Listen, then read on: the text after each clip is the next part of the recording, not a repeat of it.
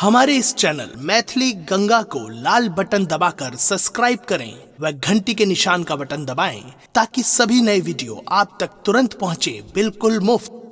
जय छठी माँ, जय छठी माँ, जय छठी माँ, जय छठी माँ।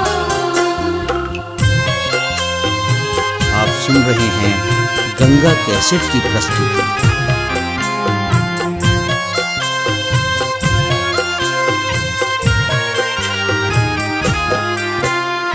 गोबर आनाए गेलिए हो दीनानाथ, गैया के रहो बथान।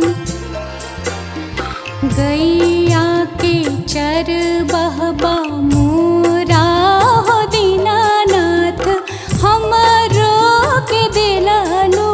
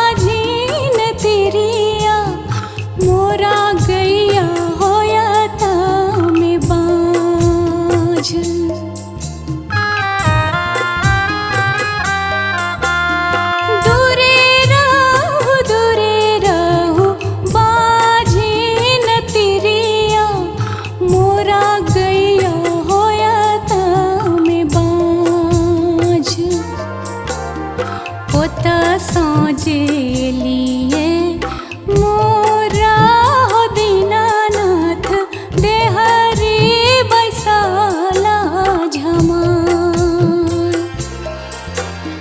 पोता सोजे लिए मोरा हो दीनानाथ, देहरी बैसाला झमार।